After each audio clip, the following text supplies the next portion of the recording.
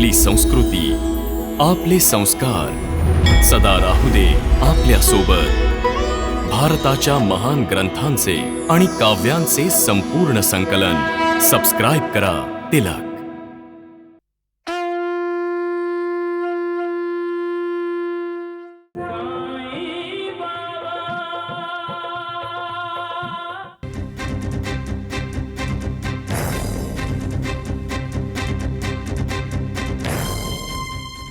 गुरुजी, गुरुजी,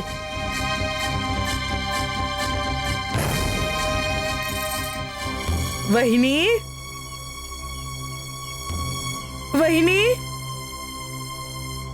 असं तर नाही ना झालं की गुरुजी आपल्या परिवारासोबत शिर्डीच्या बाहेर गेलेत? नाही नोर, साईबाबांच्या परवानगीशिवाय गुरुजी काही करत नाहीत। गुरुजींनी आरतीला यायला हवं होतं। हो ना, साईबाबा त्यांच्याशिवाय उदास वाटत होते नूर। लक्ष्मीची आई साईबाबा स्वामी आहेत आणि त्यांच्याशी असं वागण्याची गुरुजींकडून अजिबात अपेक्षा नव्हती। गुरुजी खरंच दुर्दैवी आहेत। स्वामी समोर असूनही ते त्यांना भेटू शकत नाहीत आणि त्यांच्याशी बोलूही शकत नाहीत। चल नूर।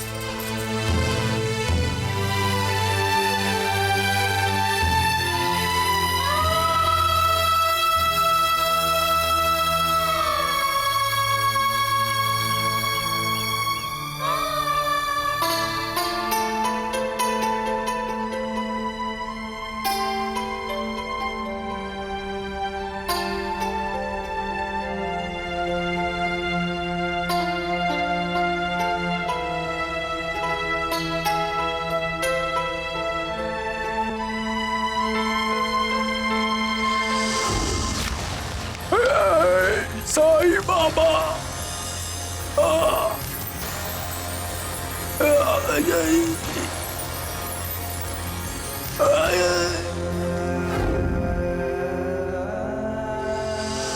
कोण आहेस तू आणि इतक्या रात्री इथे काय करतोयस?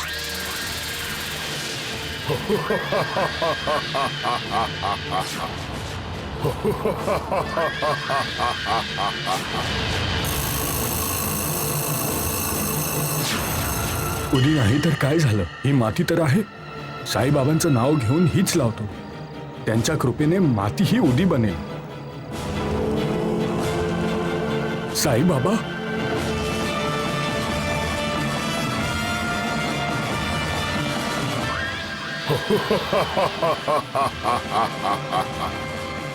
जय साईनाथ।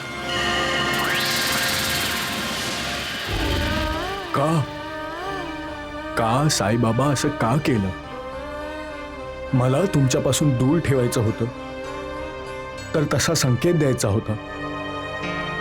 मी आपणहून तुमच्यापासून कायमचा लांब गेलो असतो, पण देवा, तुम्ही माझ्या विश्वासाला तडा दिला। देवा, देवा, असं का केलं? देवा, का केलं? देवा, का केलं असं?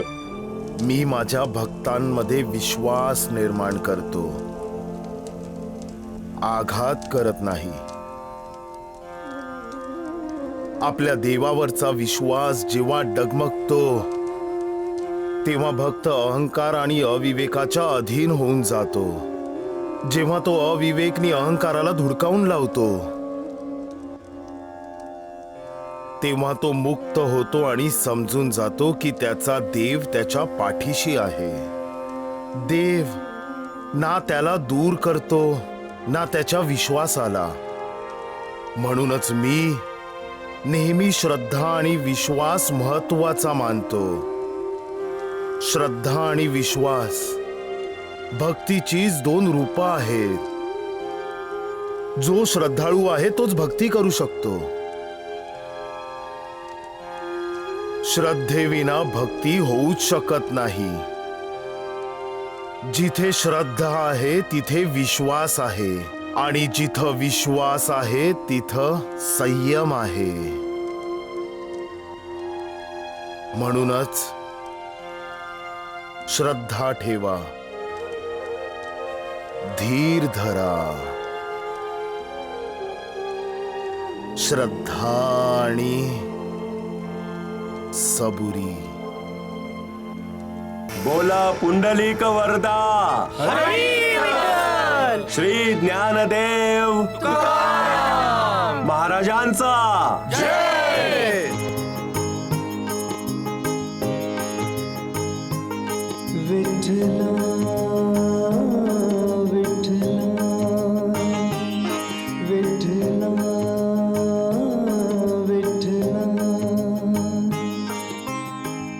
तेरी करे वंदना विठोबा, तेरी करे वंदना विठोबा, जय जय हरी विठला विठला विठला. वैद्यबुवा, स्वामीजी समाधीतून लवकर उठतील ना? सत्यानाश होऊ तुझा. तुला काही शंका आहे? अरे हवा पाण्याशिवाय एखादा माणूस जिवंत राहू शकतो? अरे धोंडू, जर स्वामींच्या शिष्यांनी तुझं हे बोलणं ऐकलं ना तर तुला या समाधीत जिवंत काढतील. म्हणा हठयोगी योगेश्वर महाराज की जय. स्वामीजी समाधीत लीन आहेत. द्वारिकानाथजी, स्वामीजींच्या चेहऱ्यावरील तेज पहा. आता खरी आपल्या परीक्षेची वेळ आली आहे. एकदा का स्वामीजी समाधीतून जिवंत बाहेर आले की आपण जिंकणार आणि साई बाबा हरणार. राम राम राम. सत्य वचन. काय वैद्यबुवा, असं वाटतंय की स्वामीजी कैलासवासी झाले. आता आपण शिर्डीवासी होऊया. चला. चुप्प बस मूर्खा.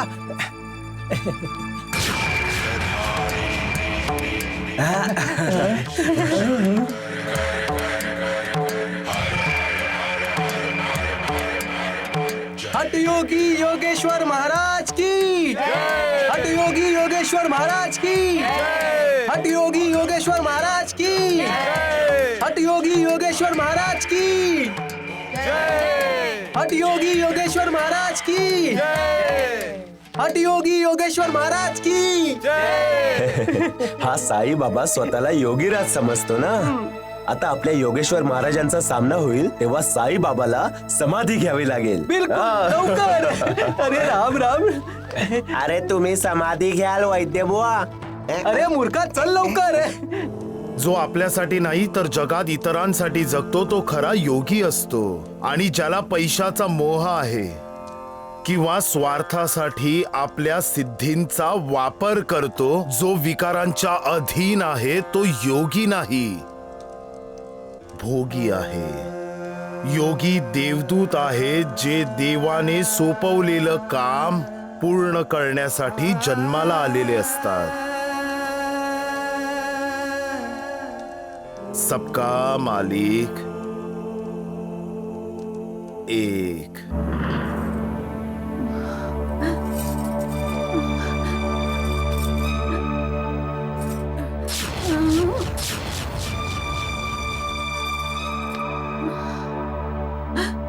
आई कशी आहे वैद्यबुवा? बघा रमाकांत, मी वैद्य आहे, चुकीचं नाही सांगणार. दुर्गा आता काही दिवसांची सोबती आहे.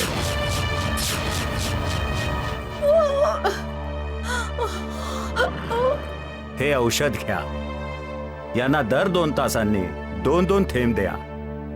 या औषधाने त्यांना मरताना त्रास होणार नाही.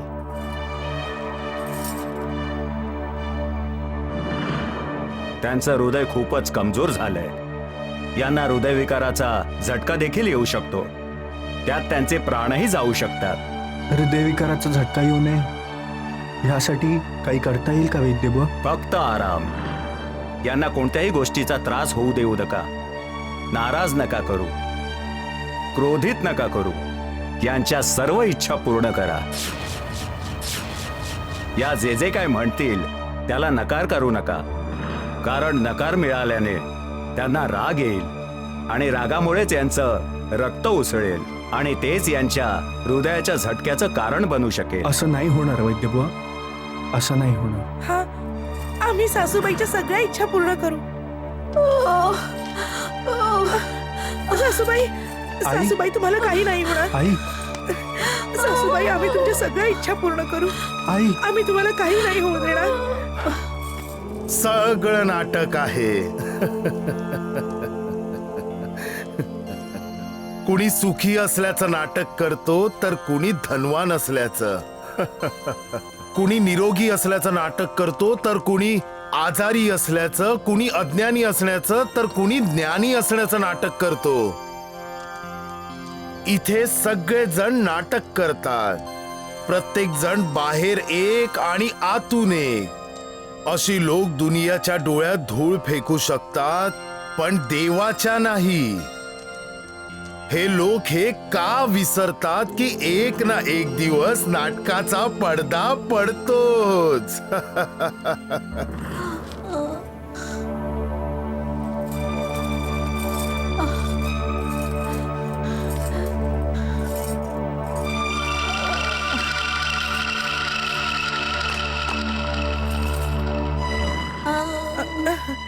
सासूबाई,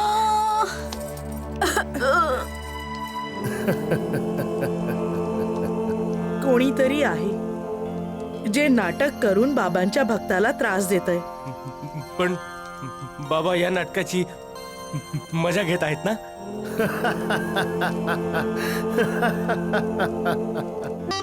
आता तुझी तब्येत कशी आहे, आई? ज्या आईला आपल्या मुलाची काळजी वाटत असेल तिची तब्येत कशी बरी असेल?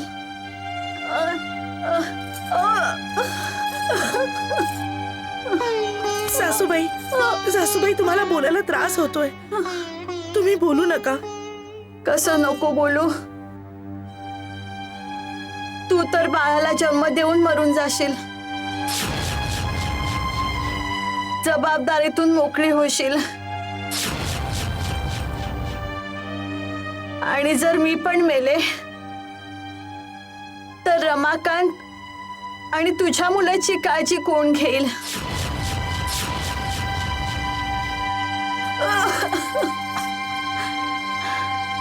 रमाकांत, हो आई.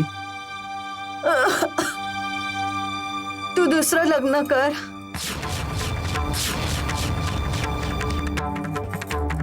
माझं म्हणणं ऐकणार नाहीस का?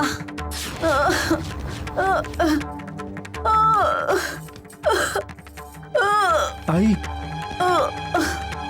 मैना, आईला औषध दे. सासूबाईंचं औषध तर तुम्ही आहात.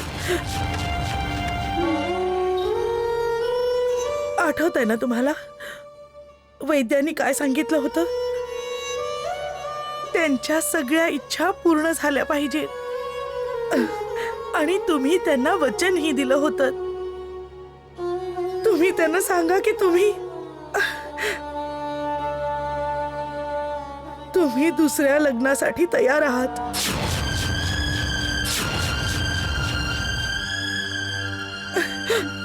सांगताय ना तुम्ही? सासूबाई, सांगा ना सासूबाईंना. आपला अपमान सहन करून जो अपमान करणाऱ्याला सन्मान देतो तो माणूस मनाने साधा आणि चांगला असतो, प्रामाणिक असतो. आपली निंदा करणाऱ्यांची सुद्धा जो प्रशंसा करतो तो माणूस मनाने सज्जन असतो. आपल्या मरणाची इच्छा करणाऱ्याला जो जीवनदान देण्याचा प्रयत्न करतो आणि देवाकडे त्यांच्यासाठी प्रार्थना करतो तो महान आहे. सुख दुःख सहन करून जे इतरांना सुख देतात अशी माणसं मला प्रिय आहेत. मी दुसऱ्या लग्नासाठी तयार आहे आई. मी तुझी इच्छा पूर्ण करेन आई. मी दुसरं लग्न नक्की करेन. हो आई.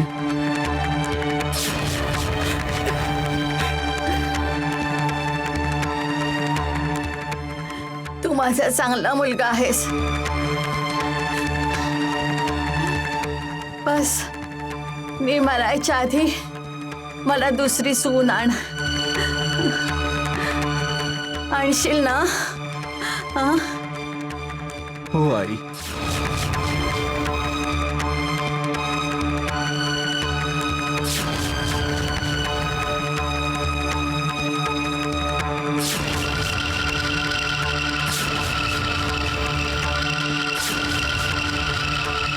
दुसऱ्यांसाठी खड्डा खणणारे हे का विसरतात की एक दिवस ते स्वतः सुद्धा त्या खड्ड्यात पडू शकतात. अशा लोकांना काय म्हणावं जे आपल्या कम नशिबाला स्वतःच ओढवून घेतात. तो देव सुद्धा काय काय खेळ करतो. कशा कशा लीला दाखवतो. द्या द्या आपल्या कर्माचे हिशोब द्या. द्या द्या. सबका मालिक एक. अगं त्या वैद्याने तर रमाकांतला चांगलंच घाबरवलं होतं की मी काहीच दिवसांची सोबती आहे म्हणून. तू त्याला पैसे दिले होतेस ना? अख्खे 25 नाणी दिली होती. तुला हृदयविकाराचा झटका येणार होता ना.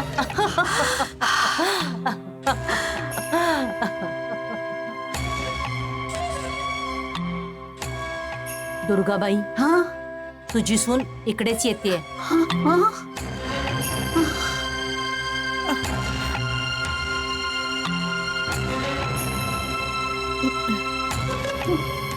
अरे आशा मावशी, तुम्ही कधी आलात? अगं आत्ताच आले. बस आत्ताच येऊन बसते. बरं ऐक, तू तुझ्या सासूची सेवा तर करतेस ना मैना? दुर्गाला लवकरच खाऊ पिऊ घालून चांगली बरी कर हो. ते मुलीकडचे म्हणतायत की येत्या 8-10 दिवसातच रमाकांतचं दुसरं लग्न करायचंय.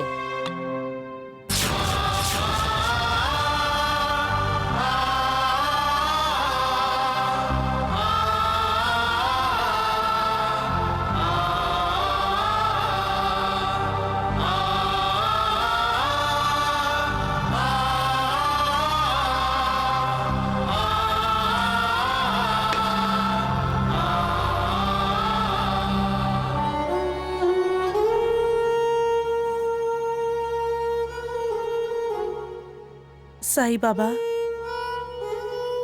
माझा आणि माझ्या नाना नानीचा विश्वास आहे की तुमच्या इच्छेशिवाय झाडाचं पान सुद्धा हलत नाही. तुम्ही भक्त वत्सल आहात. नेहमी भक्तांबद्दलच विचार करता. ह्यांचं दुसरं लग्न होणार आहे. कदाचित ह्यांच्या दुसऱ्या लग्नातच माझं भलं असेल. म्हणूनच तुम्ही ह्यांचं दुसरं लग्न करत आहात. बाबा, माझा तुमच्यावर पूर्ण विश्वास आहे. माझ्यापेक्षा माझी चिंता तुम्हाला जास्त आहे. जय जय सूर्यनायक जन सुखदायक प्रणतपाल भगवंता. हितकारी जय असुरारी सिंधुसुता प्रियकंता. आनंद सुरधरणी अद्भुत करणी मर्म न जानई कोई. जो सहज कृपाला दीन दयाला करो अनुग्रह सोई.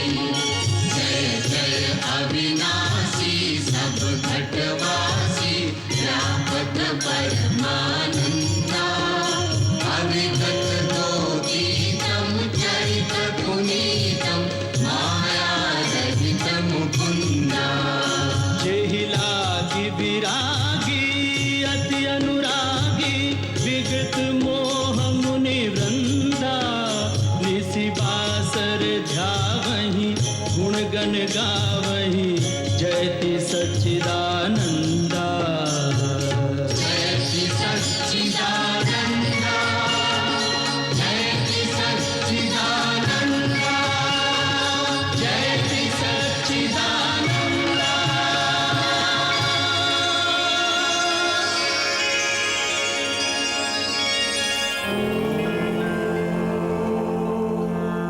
अनंत कोटी ब्रह्मांड नायक राजाधिराज योगीराज परब्रह्म श्री सच्चिदानंद सद्गुरु श्री साईनाथ महाराज की साईनाथ महाराज की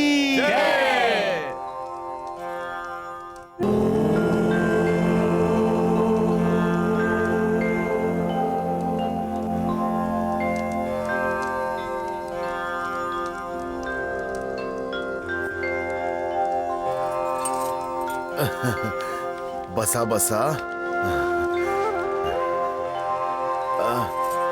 खुश रहा. बाबा आपण बोलवलं म्हणून आम्ही आलो. मी बोलावलं? कधी? आपण ह्यांच्या स्वप्नात आला होतात बाबा. तुमचा आदेश मानून आम्ही मैनेच्या सासरी गेलो होतो. आणि तिथून तुमच्या दर्शनाला इथे आलो. कशी आहे माझी मैना बेटी नाना? आपल्या आशीर्वादाने सुखात आहे बाबा. आम्ही आजी आजोबा होणार आहोत साईबाबा. आपल्या मैना बेटीला काही त्रास तर नाही ना? नाही बाबा, ती तिच्या सासरी खूप आनंदी आहे. मैनेच्या सासूबाई इतक्या प्रेमळ आहेत की तिला माहेरी पाठवायला तयारच नाहीये. त्या म्हणतात की मैना इथेच तिच्या सासरी बाळाला जन्म देईल. अरे नानासाहेब, कधी कधी डोळे आणि कान पण धोका देतात. जे आपण डोळ्याने पाहतो आणि कानाने ऐकतो ना, ते नेहमीच खरं नसतं. पण आम्ही जे पाहिलं ते खरंच आहे नानावली, आणि खरंच ऐकलंय. आमचे कान आणि डोळे अजून तरी इतके कमकुवत नाही झालेत नानावली की ते धोका खातील. तसही मी स्वतःला वेद वेदांताचा विद्वान विद्यार्थी मानतो.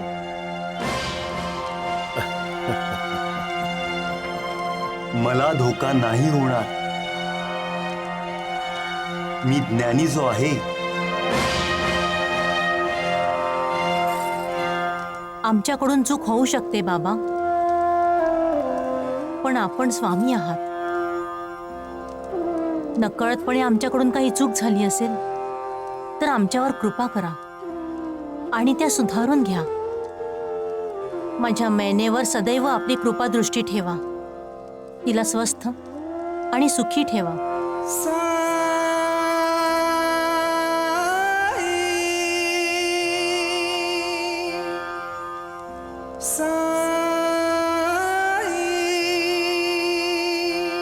सबका मालिक एक.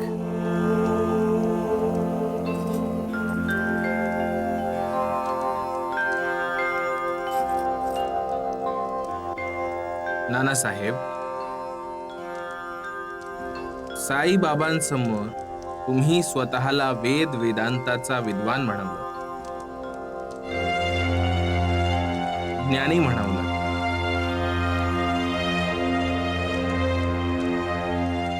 मग काय तुम्हाला माझ्या विद्वत्तेवर शंका आहे का? मी संस्कृतचा विद्वान आहे माळसापती, आणि माझ्या मते आपल्या साईबाबांना संस्कृत माहीतही नसेल.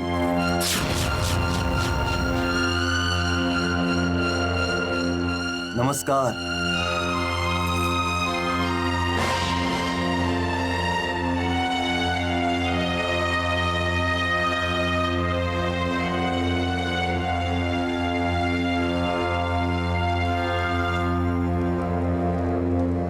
साईनाथ, तुम्ही ईश्वर आहात ह्याचा साक्षात्कार आम्हाला वारंवार झाला आहे. आपण सांगितलं होतं की अहंकार क्रोधाची जननी आहे. अहंकारच माणसाच्या मनात मी माझी निर्मिती करतो. म्हणजे तुला असं म्हणायचंय महाळसापती की नानाच्या मनात अहंकार उत्पन्न झाला आहे? साईनाथ, आपण सर्वज्ञ आहात. महाळसापती, माझा एखादा भक्त जर अहंकाराच्या अधीन झाला तर मला खूप दुःख होतं. आपण दयाळू आहात साईनाथ. नानासाहेब चांदोरकरांच्या अहंकाराचं दमन तुम्ही नक्की कराल. सबका मालिक एक.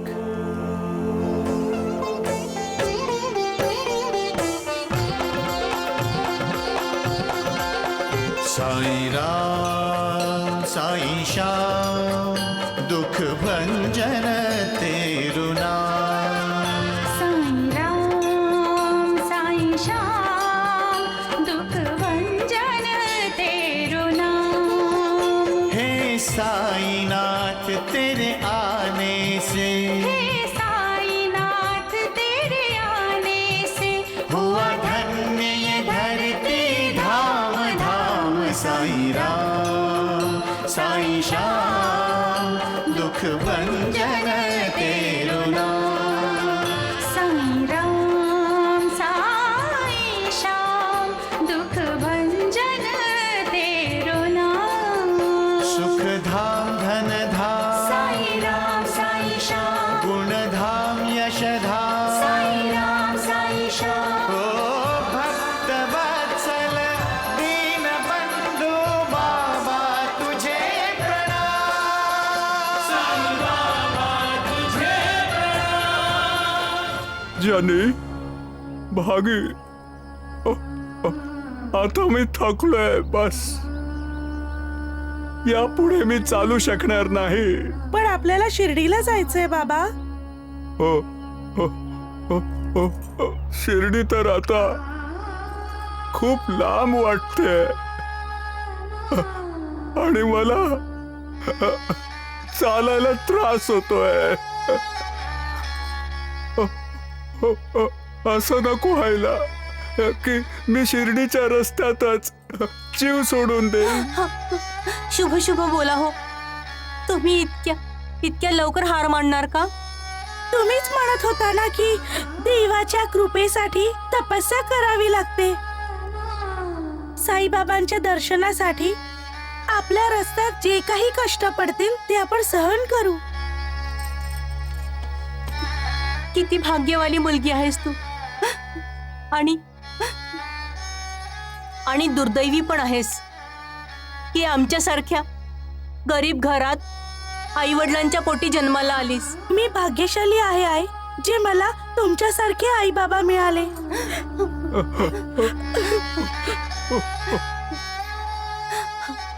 साईबाबांची कृपा झाली की सगळं ठीक होईल आणि मग तुम्हीही म्हणाल आपण तिघं नशीबवान आहोत. आठवते मी शुद्धीवर आल्यावर आणि आपल्याला खाऊ घातल्यानंतर मैनाताई काय म्हणाली होती? जरूर ठीक करतील. त्यांनी खूप चमत्कार केले आहेत. कितीतरी जणांचं आयुष्य बदलून टाकलं आहे त्यांनी. जे साईबाबांवर विश्वास ठेवतात, त्यांच्यावर श्रद्धा ठेवतात, त्यांचं नेहमी कल्याण होतं. जेव्हा स्वामी योगेश्वरांच्या पायाच्या मातीने जेव्हा तुम्ही बरे झाला नव्हतात तेव्हा तो माणूस काय म्हणाला होता लक्षात आहे ना तुम्हाला? ते स्वामी कोणी साईबाबा थोडीच आहेत की त्यांच्या चरणाच्या मातीने आजार बरा होईल. तुम्हा लोकांना हे समजत नाही की ते ढोंगी आहेत. किती विश्वास आहे लोकांचा साईबाबांवर. पण आम्ही त्यावर अजिबात विश्वास नाही ठेवला. आम्ही त्यांना ढोंगी समजलं, पाखंडी समजलं. ते देव आहेत आणि देव दयाळू असतो. साईबाबा आम्हाला माफ करतील. आपल्याला लवकरच त्यांचं दर्शन घ्यायला हवं, म्हणजे तुम्ही लवकरच बरे व्हाल.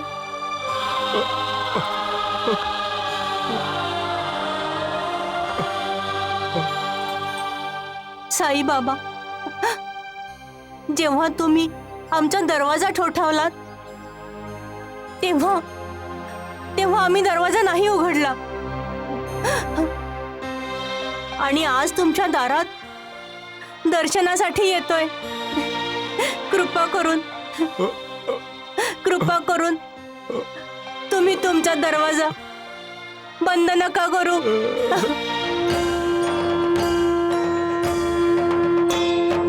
साई कथा अनंत है, साई नाम अनमोल, जन्म सफल हो जाएगा, साई साई बोल.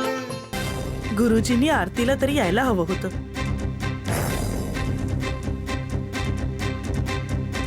लक्ष्मीची आई साईबाबा देव आहेत. त्यांच्याशी असं वागणं गुरुजींकडून अपेक्षित नव्हतं. गुरुजी खरंच दुर्दैवी आहेत. स्वामी समोर असूनही ते त्यांना भेटू शकत नाहीत आणि त्यांच्याशी बोलूही शकत नाहीत. चल नूर. ऐका,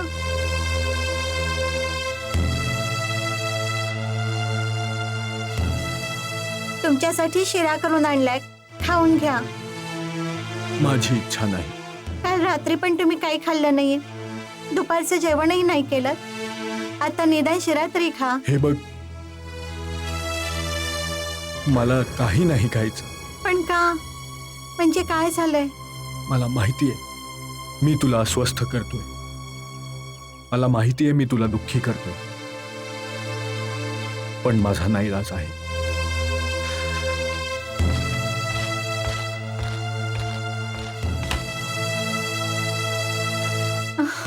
तुम्ही नाही, तुला माझ्यासाठी जेवण बनवण्याची काही गरज नाही. आजपासून मी काही नाही खाणार, ना पाण्याचा थेंबही घेणार. आता मी हे आयुष्य संपवू इच्छितो.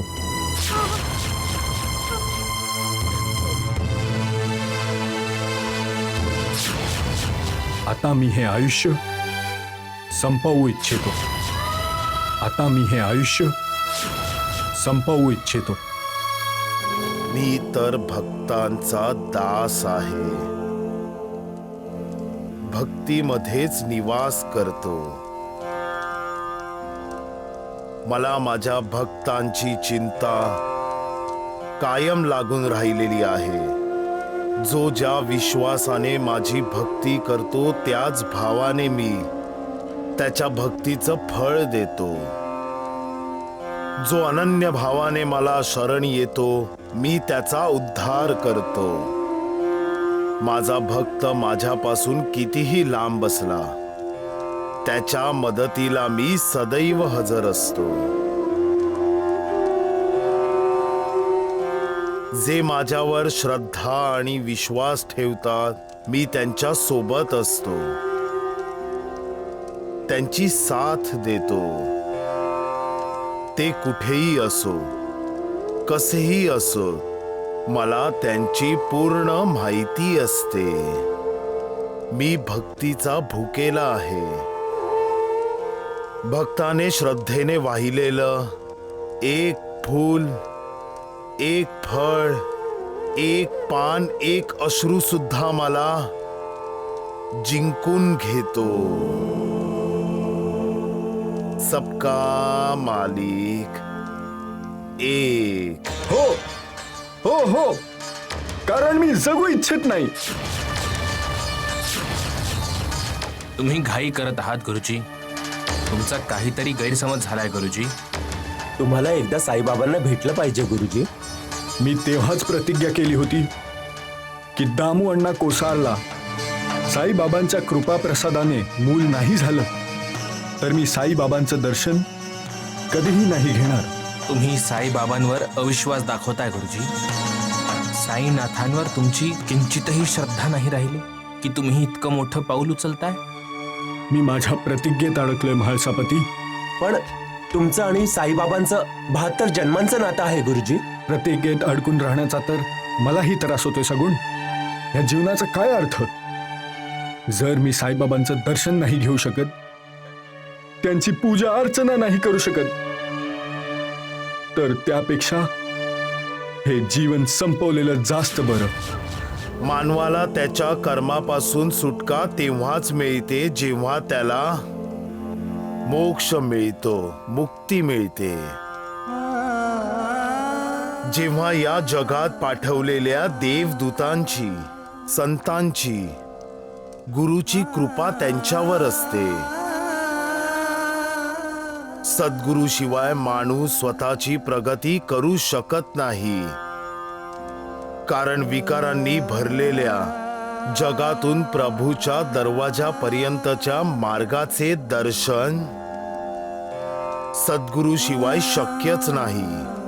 माणसाने त्याच्या गुरुच्या बोलण्याचा आदर केला पाहिजे. त्यांच्यावर संपूर्ण श्रद्धा, पूर्ण विश्वास ठेवला पाहिजे. कुठलेही प्रश्न न विचारता त्यांच्या आज्ञेचं पालन केलं पाहिजे. कारण भक्ताच्या कल्याणाची काळजी सगळ्यात जास्त गुरुलाच असते.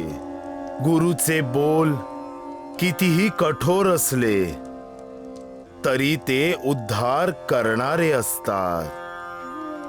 देवाच्या कृपेचा साक्षात्काराचा अनुभव घ्यायचा असेल तर मनात श्रद्धा आणि भक्तीचा दिवा लावून त्यात प्रेम आणि विश्वासाची ज्योत लावली पाहिजे. ईश्वराची कृपा झाली की मनुष्य सर्व बंधनातून मुक्त होतो. मग ते कर्माचं बंधन असो की प्रतिज्ञेचं बंधन. सबका मालिक एक.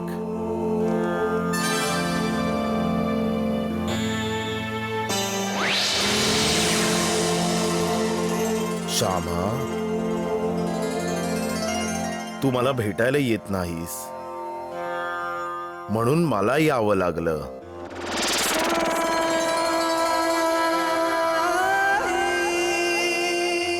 देवा, तुम्ही स्वप्नात तर तू मला नाही टाळू शकत ना. तू तर 72 जन्मांचं नातं तोडायला निघाला आहेस.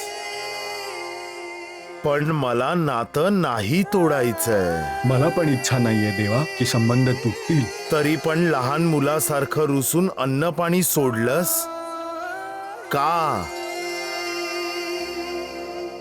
मला देव मानतोस आणि हे विसरतोस की देवासाठी त्याचे भक्त देव असतात. भक्तांची प्रतिष्ठा हीच देवाची प्रतिष्ठा असते. म्हणून भक्तांचं बोलणं देव खरं करत असतो. तुला तर माहितीये की मी कधी खोटं नाही बोलत. आणि तुला हेही माहित आहे की द्वारकामाईमध्ये येणाऱ्या सर्वांचं भलं होतं. का? कारण मीच त्यांना बोलवतो श्यामा. याचं उत्तर काय ते दामू अण्णा कोसारलाच विचार. कुणा दुसऱ्याच्या चुकीची शिक्षा मला नको देऊस. श्रद्धा आणि विश्वास जिथे असतो तिथे मी असतो. त्या तुझ्या दामू अण्णा आणि त्याच्या पत्नीच्या मनात माझ्याबद्दल श्रद्धा विश्वास आहे का? आणि जर श्रद्धा आणि विश्वास असेल तर मी दिलेला नारळ हा त्यांच्यासाठी केवळ नारळ नाही तर माझा कृपा प्रसाद असतो. नाहीतर नारळ हा नारळच असतो श्यामा.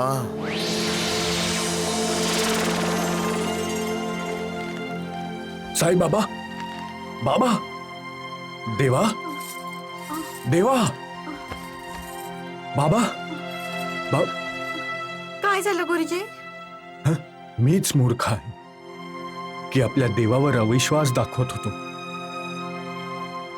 पण मी माझी चूक सुधारणार आहे.